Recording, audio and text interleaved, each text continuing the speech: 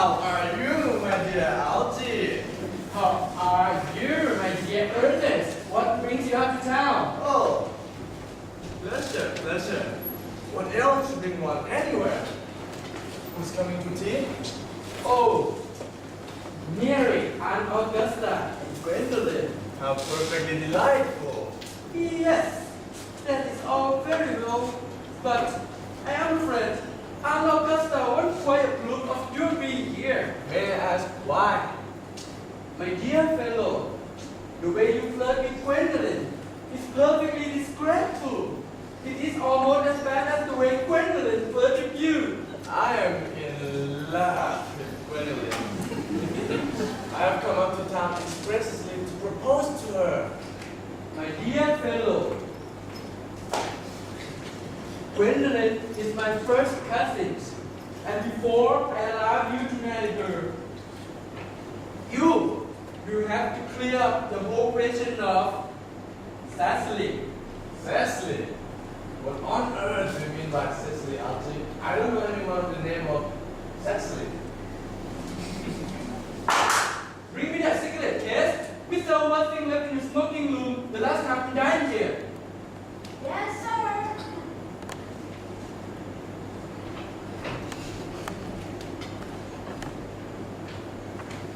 Do you mean to say that you have had my secret case all this time? Now that I look at the inscription inside, I find that the thing isn't yours after all. Of course, it's mine. You have seen me with it 100 times. This cigarette case is a present from someone of the name of Cecily.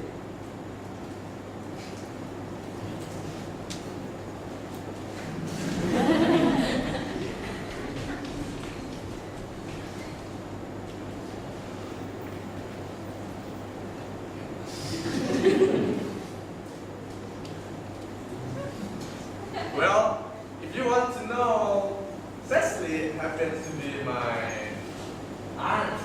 Your aunt? Yes, charming old lady she is too. Why does your aunt call you her dear uncle? From little Cecily, with her father's love to her dear uncle. Besides, your name isn't Jack at all. It is Ernest. It isn't Earnest, it's Jack. In fact, my name is Ernest in town and Jack in the country. And the secret case was given to me in the country. Yes, but that does not account for the fact that your aunt Cecily called you her dear uncle. Go on, tell me the whole thing. Well, produce my secret case first. My dear fellow, old Mr. Thomas Cadu, who adopted me when I was a little boy, made me his real guardian to his granddaughter, Miss Cecily Cadu. Cecily, who addresses me as her uncle, lives at my place in the country, under the charge of her admirable governess, Miss Chris. Why are you Ernest in town and Jack in the country? In order to get out to town, I have always pretended to have a younger brother of the name of Earnest, who lives in the Albany and gets into the most dreadful scratch. You have invented a younger brother called Ernest in order that you may be able to come up to town as often as you like. Well, I have invented an invaluable permanent infrared called Bunbury in order that I may be able to go down into the country whenever I choose. If it wasn't for Bunbury's extraordinary battle, I wouldn't be able to die with you tonight. If Gwendolyn accepts me, I'm going to get rid of Ernest. I strongly advise you to do the same with Mr.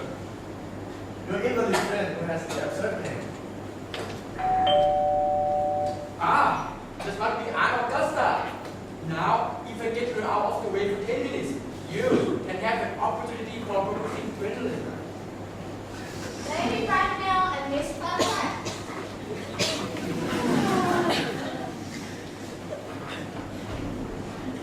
Good afternoon, dear Algernon. I hope you're behaving very well. I am feeling very low, Aunt Augusta.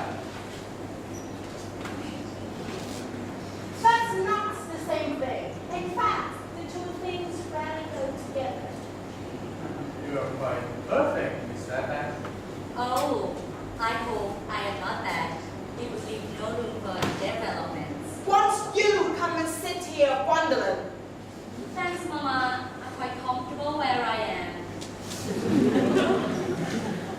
Oh, Aunt Augusta, I am afraid I shall have to give up the pleasure of dining with you tonight after all. I have just had a telegram to say that my poor friend Bunbury is very ill again. This Mr. Bunbury seems to suffer from seriously bad health. I should be much obliged if you would ask Mr. Bunbury for me to be kind enough not to have a relapse on Saturday, for I rely on you to arrange my music for me. I will speak to Bunbury and Augusta if he's still conscious, and I think he will be alright by Saturday. I will run over the program I have drawn out. If you will kindly come into the next room for a moment. Thank you, Algernon. It's very thoughtful.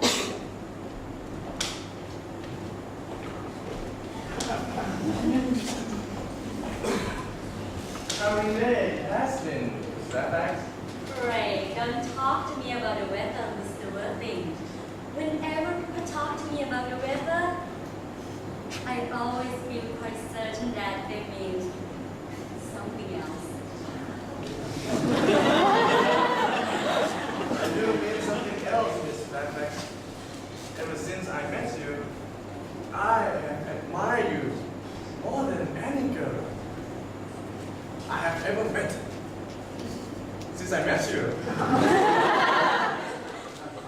Yes, I am quite aware of that.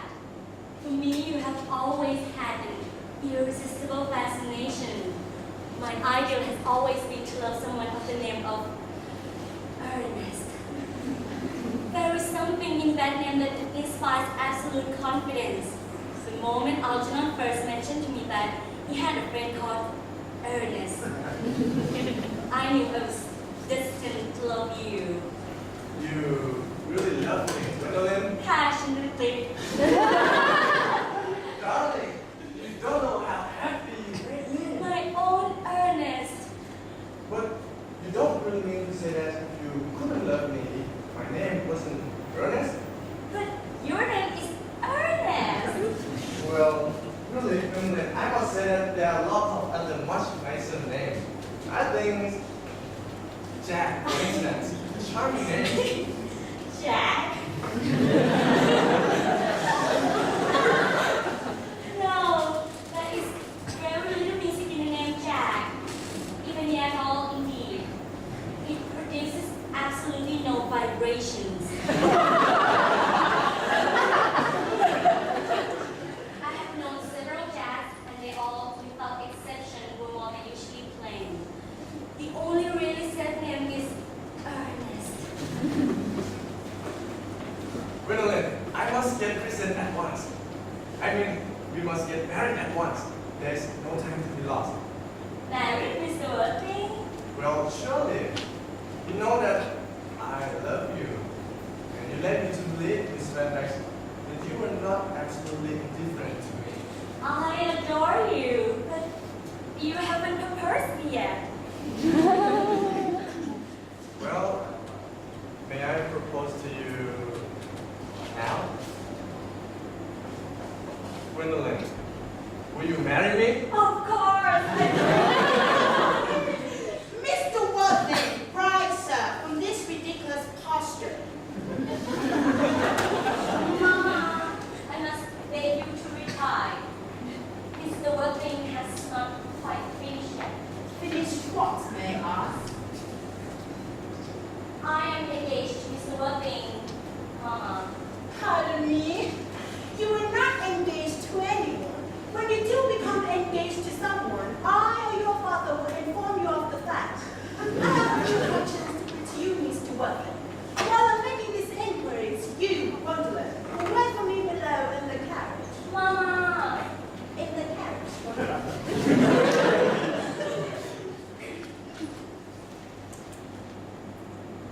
Gwendolyn, the carriage! Yes, Mama.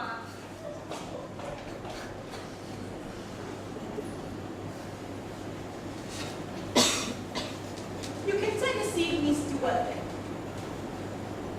Thank you, Lady Bracknell. I prefer standing. I feel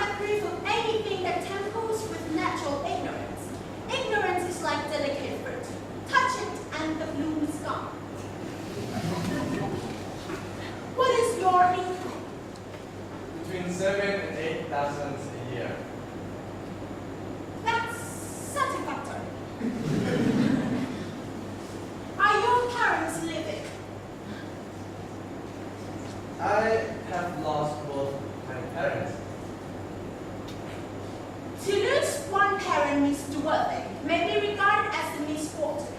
To lose birth looks like carelessness. Who was your father? I'm afraid I really don't know. The fact is, Lady Bracknell, when I said I had lost my parents, it would be nearer the truth to say that my parents seem to have lost me. I don't actually know who I am by birth. I was found Found? by the late Mr. Thomas Purdue, an old and very kind gentleman. Where does this gentleman find you? In a handbag. A handbag? In what location did Mr. James or Thomas Purdue come across to this ordinary handbag? In the cloakroom at Victoria Station. It was given to him in mistake for his own. I confess I feel somewhat bewildered by what you have just told me. May I ask then, what would you advise me to do? I would strongly advise you, Mr. Worthing, to try and acquire some relations as soon as possible. Well, I don't see how I could possibly manage to do that. I can produce the handbag at any moment. I really think that should satisfy you, Lady Bracknell. Me, sir? What has it to do with me? You can hardly imagine that I and Lord Bracknell would dream of allowing our only daughter to marry into a club room. Good afternoon, Mr. Worthing.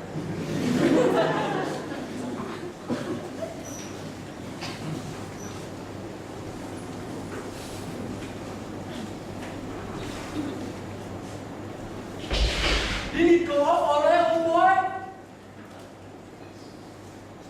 You don't mean to say Gwendolyn refuted you? As far as she's concerned, very late. Her mother is perfectly unbearable.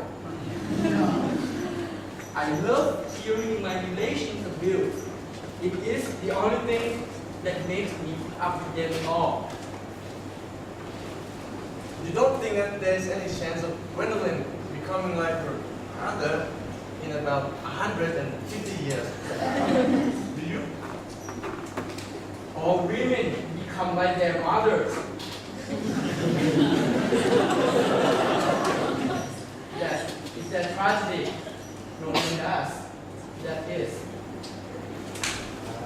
Did you tell the truth about your being Earnest in town and Jack in the country? My dear fellow, the truth is in the sort of thing one tells a nice, sweet, refined girl. Before the end of the week, I shall have got rid of Earnest. I'll say he died in Paris from some disease. Have you told Gwendolyn yet that you have a pretty ward who is only just 18? Oh, one doesn't blurt these things out to people. Cecily and Gwendolyn are perfectly certain to be extremely good friends. I bet you anything you like that. Half an hour after they have met, they will be calling each other sisters. Miss Fairfax.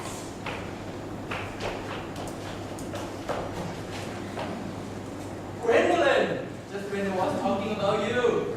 Ouchie, kindly turn your back. I have something very particular to say to Mr. Worthing. Really? Gwendolyn, I don't think I can allow this at all. Ouchie! My own darling. The story of your romantic origin, as related to me by Mama, with unpleasing comments, has naturally stirred the deeper fibers of my nature. Your Christian name has an irresistible fascination. I might have to contact you in the near future. Your town address at the Albany I have. What is your address in the country? The maiden house. Wooten. Hertfordshire. There is good postal service, I suppose. It may be necessary to do something desperate.